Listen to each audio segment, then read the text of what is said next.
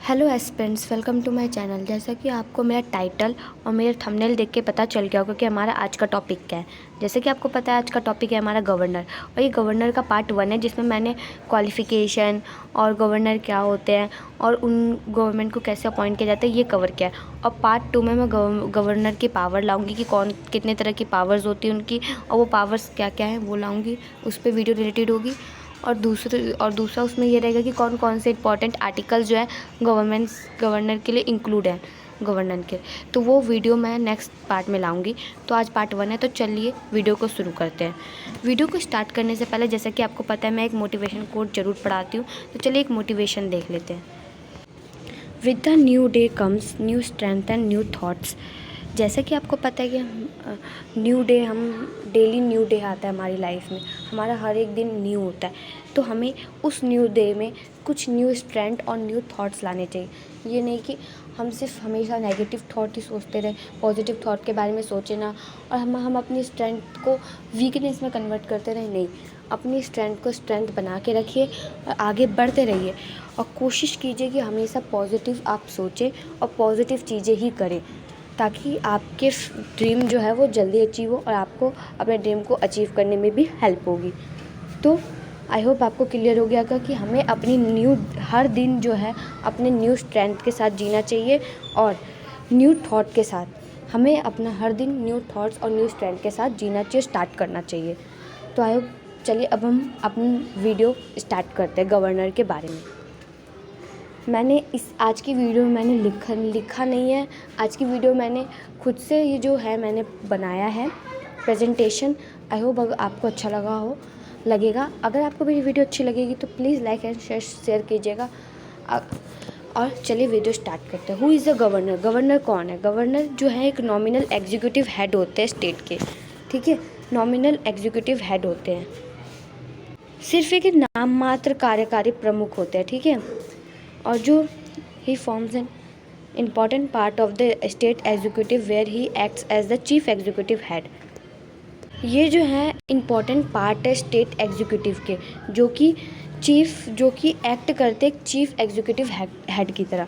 देखिए, गवर्नर जो एक नॉमिनल एग्जीक्यूटिव है, मतलब इन्हें सिर्फ नॉमिनेट किया जाता है। ये एक ऐसे हेड है जो नॉमिनेट होते हैं स्टेट के, ठीक है। और जो इनकी जो फॉर्म्स, इनका जो पार्ट होता है ना, मतलब ये जो है स्टेट एग्जीक्यूटिव का इम्पॉर्टेंट पार्ट होते हैं।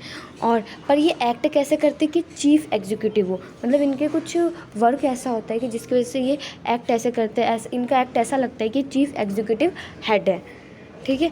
सेंट्रल गवर्नमेंट जो है वही नॉमिनेट करती है गवर्नर को हर एक स्टेट से, ठीक है। सेंट्रल गवर्नमेंट जो है हर स्टेट से एक गवर्नर को चूज़ करती है। ये हिंदी में देख लीजिए कि एक नाम मात्र कार्यकारी प्रमुख होते हैं, और ये जो है राज्य कार्यकारिणी होते हैं, पर राज्य कार्यकारिणी का महत्वपूर्ण हिस्सा होते हैं, पर ये मुख्य कार्यकारी के रूप में काम करते हैं। और केंद्र सरकार प्रत्येक राज्य के लिए राज्यपाल को नियमित करती है। केंद्र सरकार जो है हर एक स्टेट के को राज्यपाल नॉमिनेट करती है, हर स्टेट का राज्यपाल नॉमिनेट करती है, गवर्नर नॉमिनेट करती हैं। How is a governor appointed? अब हमने पढ़ लिया गवर्नर थे कौन। अब हम ये देखते हैं कि गवर्नर को अपॉइंट कैसे किया जाता है। जो इंडिया के जो प्रेसिडेंट हैं वही गवर्नर को अपॉइंट करते हैं, ठीक है, और उन्हीं के हैंड में होता है कि वो कैसे अपॉइंट करेंगे, ठीक है।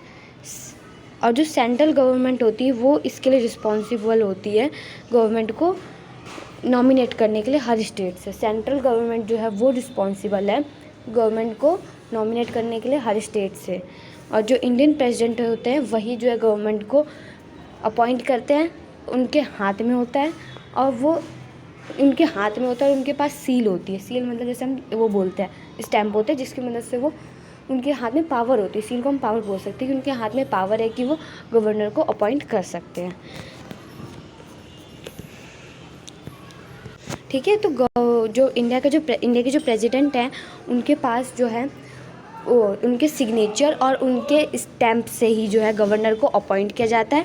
और जो सेंट्रल गवर्नमेंट होती है वो इसके लिए रिस्पॉन्सिबल होती है कि वो गवर्नर को हर स्टेट से अपॉइंट करे, ठीक है। अब इसके कुछ नोट पढ़ते कि अगर गवर्नर को अपॉइंट किया तो क्या इसके लिए कोई वोट होता है या नहीं होता है, वोट नहीं होता है तो कैसे अपॉइंट होते हैं, तो ये कुछ नोट है। पहला नोट ये बोलता है कि जो प्रेसिडेंट है, जिन्होंने गवर्नर को अपॉइंट किया, तो वो इलेक्शन नहीं करते हैं। ना कि इलेक्शन जो है ना डायरेक्ट होता है ना इनडायरेक्ट होता है गवर्नर की पोस्ट के लिए। ना डायरेक्ट इलेक्शन होता है ना इनडायरेक्ट इलेक्शन होता है प्रेसिडेंट गवर्नर की पोस्ट के लिए। ठीक है, अब देखते हैं कैसे फिर अपॉइंट किए जाते हैं। तो सिर्फ इन्हें अपॉइंट करने के लिए सिर्फ जो प्रेसिडेंट है, हमारे इंडिया के राष्ट्रपति हैं, उनके सिग्नेचर और उनके स्टैम्प की ज़रूरत होती है। ना कि कोई डायरेक्ट और इनडायरेक्ट इलेक्शन होता है गवर्नर के लिए, गवर्नर की पोस्ट के लिए। जो ऑफिस होता है गवर्नर का, वो यूनियन एग्जीक्यूटिव का पार्ट नहीं होता है। ठीक है, वो एक ये जो इनका जो ऑफिस होता है, ये एक इंडिपेंडेंट कॉन्स्टिट्यूशनल ऑफिस है। ठीक है, द गवर्नर जो है वो सर्व नहीं करता है यूनियन के लिए, and neither it's subordinate to it. जो गवर्नर है वो ना ही यूनियन गवर्नमेंट के लिए वर्क करता है और ना ही सबऑर्डिनेट के लिए। ठीक है, The nomination of government by the union and its appointment by the President of India is based on the Canadian model of government. Canadian model of government. जो गवर्नर को हम अपॉइंट करते हैं, जिस बेसिस पे करते हैं, जिस आधार पे करते हैं, वो जो है वो बेसिस किस गवर्नमेंट से ली गई? कैनेडियन गवर्नमेंट से ली गई, कनाडा के गवर्नमेंट से ली गई। कनाडा में ये रूल फॉलो होता है कि कैसे गवर्नर को अपॉइंट किया जाएगा। वहीं से जो है हमारे इंडिया में जो है भारत के राष्ट्रपति जो है गवर्नर को अपॉइंट करता है हर एक स्टेट से। ठीक है, अब हिंदी में देख लेते हैं एक बार राज्यपाल की नियुक्ति कैसे होती है। तो जो भारतीय राष्ट्रपति हैं, अपने हस्ताक्षर और मोहर के द्वारा वारंट द्वारा प्रत्येक राज्य के लिए राज्यपाल नियुक्त करते हैं। अपने वारंट जो हस्ताक्षर, राष्ट्रपति के जो हस्ताक्षर और मोहर है, उसके द्वारा ही जो है प्रेसिडेंट है वो गवर्नर को, राज्यपाल को अपॉइंट करती, नियुक्त करती है। केंद्र सरकार जो होती है वही प्रत्येक जो राज्यपाल की नामित किया जाता है, मतलब राज्यपाल को नॉमिनेट किया जाता है, उनके लिए जिम्मेदार होती है केंद्र सरकार। ठीक है, तो हम देखें तो इंडियन प्रेसिडेंट जो है, भारतीय राष्ट्रपति जो है, वो केंद्र सरकारी तो हैं, वो केंद्र पे ही जो क्या करते हैं, अपना शासन करते हैं। ठीक है, जैसे कि अब देखिए कि राष्ट्रपति, इनके लिए जो राष्ट्रपति के लिए तो हमारा अप्रत्यक्ष चुनाव होता है, जैसे कि आपको पता ही है। तो और पर जो गवर्नर है, जो राज्यपाल है, इनके लिए कोई भी अप्रत्यक्ष या प्रत्यक्ष चुनाव नहीं होता है। सिर्फ राष्ट्रपति जो है इन्हें अपने सिग्नेचर और अपने सील से नॉमिनेट करते हैं और गवर्नर बनाते हैं। ठीक है, जो राज्यपाल है वो कार्यालय संघ कार्यालय का हिस्सा नहीं है और एक स्वतंत्र संवैधानिक कार्यालय है। ये एक स्वतंत्र संवैधानिक कार्यालय, मतलब यहाँ पे ये कॉन्स्टिट्यूशनल बॉडी है कि कॉन्स्टिट्यूशन पे आधार बॉडी और इंडिपेंडेंट है। ये अपने जो है फैसले ले सकती है, इंडिपेंडेंट है, इन्हें किसी पे डिपेंड रहने की ज़रूरत नहीं है। राज्यपाल केंद्र सरकार की सेवा नहीं करता और ना ही उसके अधीन है, मतलब जो गवर्नर है वो केंद्र सरकार की ना ही सेवा करते हैं और ना उनके अंडर में वर्क करते हैं। उनका अपना एक अलग ही वर्क है और वो किसी और के अंडर में वर्क करते हैं, वो किसी और की बातें फॉलो करते हैं। भारत में संघ द्वारा राज्यपाल का नामांकन और राष्ट्रपति द्वारा उसकी नियुक्ति सरकार के कनाडाई मॉडल पर आधारित है। जो भारत का जो राज्यपाल जो भी है, राज्यपाल की जो भी बेसिस है, जो भी जिस तरीके से राज्यपाल को नियुक्त किया जाता है, वो जो मॉडल है वो किस पे आधारित है? कनाडाई मॉडल पर आधारित है। अब देखते हैं कि who is qualified to become a governor. अगर किसी को गवर्नर बनना है तो उसके लिए क्या क्वालिफिकेशन रिक्वायर है, अब हम ये देखेंगे। देखिए, अगर किसी को लोकसभा या राज्यसभा का मेंबर बनना है तो उन्हें बहुत सारी क्वालिफिकेशन को वो करना होता है, मीट करना होता है। जैसे कि उनकी एज क्राइटेरिया हो गया, उनका फिजिकल स्ट्रेंथ हो गई, ये सब चीज़ें उन्हें पूरी करनी होती, तब जाके एग्ज़ाम पास करना होता है, तब जाके वो क्या है लोकसभा और राज्यसभा का मेंबर बनते हैं। ऐसे ही प्राइम मिनिस्टर और प्रेसिडेंट की बात करें तो उनके भी कुछ अलग अलग क्वालिफिकेशन क्राइटेरिया होते हैं जिस वजह से उनको क्या बनाया जाता है, प्रेसिडेंट या प्राइम मिनिस्टर बनाया जाता है। पर गवर्नर के सिर्फ 2 ही क्वालिफिकेशन है जो कि रिक्वायर्ड है और ये बहुत ही ईजी है, जिससे कोई भी गवर्नर बन सकता है। जैसे कि पहला कि वो इंडिया का सिटीज़न होना चाहिए और दूसरा उसकी एज 35 ईयर की होनी चाहिए या तो उससे ज़्यादा की होनी चाहिए। ठीक है, अब एक नोट देखते हैं। अगर किसी भी पर्सन को अगर गवर्नमेंट नॉमिनेट करना चाहती है गवर्नर के तहत पे, तो उन्हें ये 2 क्राइटेरिया फॉलो करना होता है। अगर गवर्नमेंट चाहती है कि कोई भी पर्सन गवर्नर बने, तो गवर्नमेंट को ये दो कॉन्वेंशंस का ध्यान रखना होता है। जैसे कि मतलब वो पर्सन जो है, कोई किसी को भी अगर गवर्नमेंट नॉमिनेट कर रही है, तो वो पर्सन सेम स्टेट का गवर्नर नहीं बन सकता। जैसे कि मैंने एक पर्सन को लिया जो कि है बिहार राज्य का, और मुझे उसे गवर्नर बनाना है, तो बिहार का गवर्नर नहीं बन सकता वो पर्सन, क्योंकि वो जो सिटीज़न है वो बिहार का सिटीज़न है। इस वजह से वो बिहार का गवर्नर नहीं बन सकता, वो दूसरे स्टेट का गवर्नर बन सकता है। ये पॉइंट यही कहता है कि किसी भी पर्सन का अपने स्टेट के साथ कोई रिलेशन नहीं होना चाहिए। ये बात गवर्नमेंट को ध्यान में रखनी चाहिए गवर्नर चूज़ करने से पहले, नॉमिनेट करने से पहले।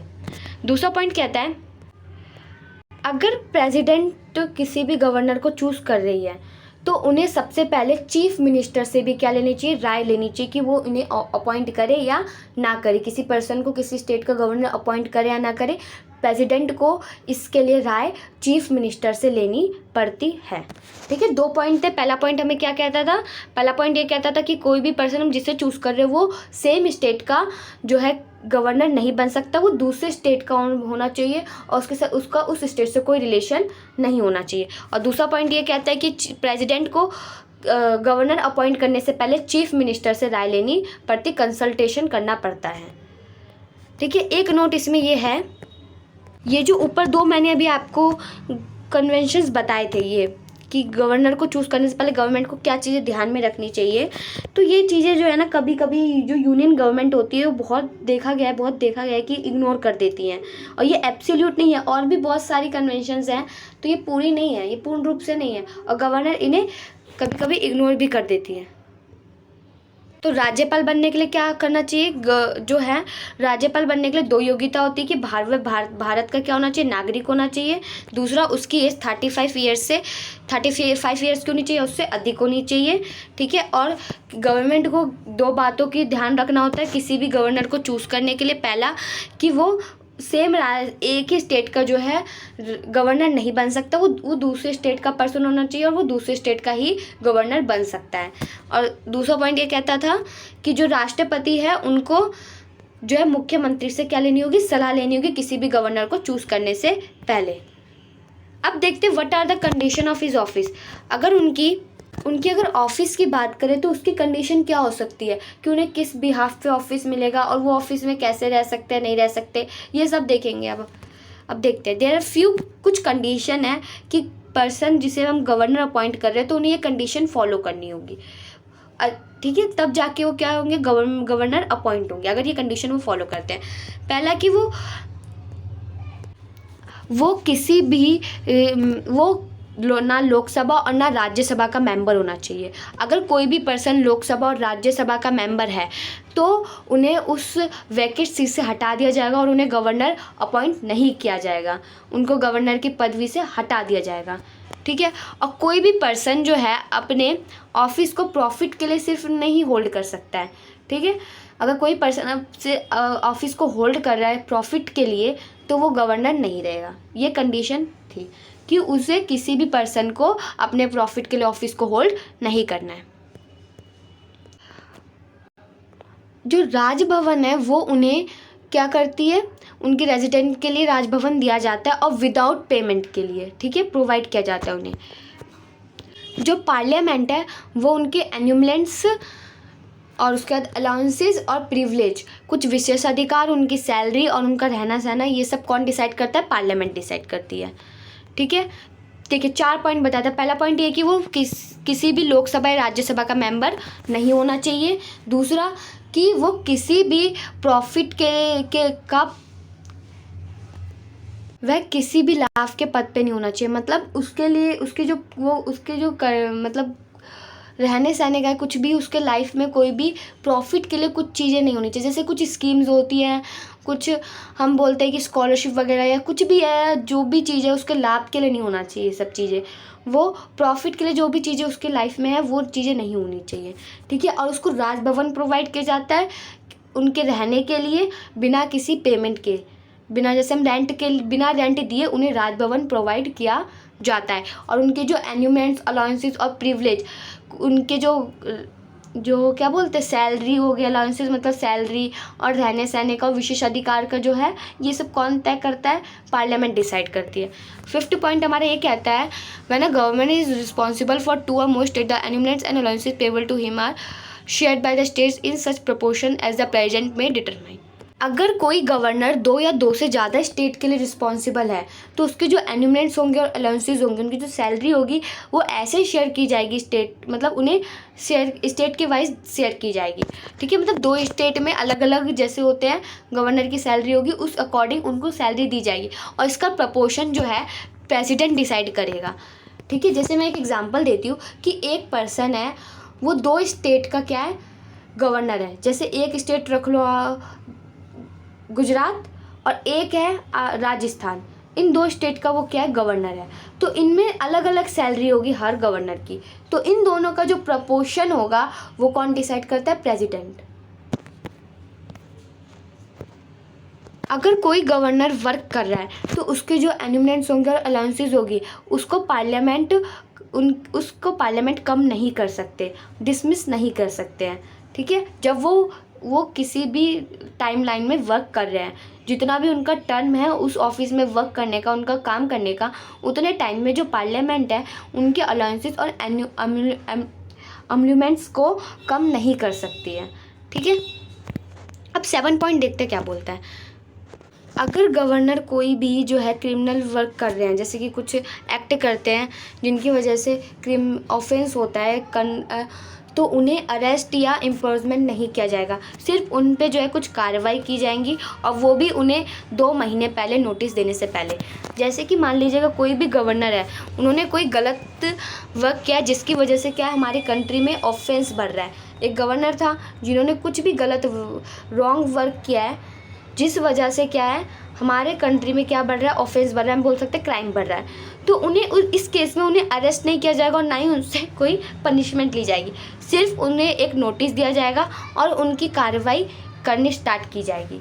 ठीक है, आई होप आपको ये टॉपिक क्लियर हो गया कि कौन सी कंडीशन जो है वो गवर्नर पे लागू होती है।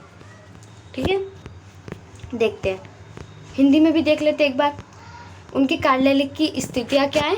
पहला कि वो राज्यसभा और लोकसभा के सदस्य नहीं होना चाहिए। यदि वो किसी भी संसद का सदस्य रहा तो उसे राज्यपाल के रूप से कार्यकाल में अपने पहले दिन की ही सीट खाली कर देनी चाहिए। ठीक है सॉरी, वह किसी भी लाभ के पद पर नहीं होना चाहिए, उन्हें कोई भी लाभ नहीं मिलना चाहिए। ठीक है, उनके आवास के लिए उन्हें बिना कार्य चुकाए राजभवन उपलब्ध कराया जाता है। ठीक है, बिना किराए के उन्हें राजभवन उपलब्ध कराया जाता है उनके रहने के लिए। संसद जो है उनकी परिलब्धियां, भत्ते और विशेषाधिकार तय करती है। 5वां पॉइंट बोलता है, जब एक राज्यपाल 2 या 2 से अधिक राज्यों के लिए जिम्मेदार होता है तो उसे देय परिलब्धियां और भत्ते राज्य द्वारा उस अनुपात में साझा की जाते हैं जैसे राष्ट्रपति निर्धारित कर सकता है। अगर कोई भी राज्यपाल 2 या 2 से अधिक राज्यों के लिए जिम्मेदार है तो उसकी जो भी उसकी सैलरी होगी उसको अनुपात में दिया जाता है और उसको निर्धारित कौन करता है? प्रेसिडेंट। 6 पॉइंट कहता है कि संसद उसके कार्यकाल के दौरान उसकी परिलब्धियां और भत्तों को कम नहीं कर सकती है, कि उनकी सैलरी और जो भी वो कुछ एक्स्ट्रा वर्क कर रहे हैं उनकी जो प्रॉफिट होगी उसको कम नहीं कर सकती है। लास्ट पॉइंट ये कहता है उसे किसी भी आपराधिक कार्यवाही से छूट दी गई है, यहाँ तक कि उसके व्यक्तिगत कर्तव्यों के संबंध में भी राज्यपाल की गिरफ्तारी या कारावास नहीं हो सकता। ठीक है, आई होप आपको ये क्लियर हो गया होगा। उसके व्यक्तिगत कर्तव्यों के केवल सिविल कार्रवाई शुरू की जा सकती है, वो भी 2 महीने के पूर्ण सूचना देने के बाद। आई होप गाइज आपको एक गवर्नर के बारे में, राज्यपाल के बारे में इतने टॉपिक्स क्लियर हो गए होंगे। अगर फिर भी आपको कहीं भी कोई डाउट हो तो प्लीज़ मुझे कमेंट सेक्शन में बताइएगा, मैं आपके डाउट को सॉल्व करने की पूरी कोशिश करूँगी। And thank you guys for watching my video. अगर आपको मेरी वीडियो, आज की वीडियो अच्छी लगी तो प्लीज़ लाइक कीजिएगा, शेयर कीजिएगा और मेरे चैनल को सब्सक्राइब कर दीजिएगा। Once again thank you guys for watching my video.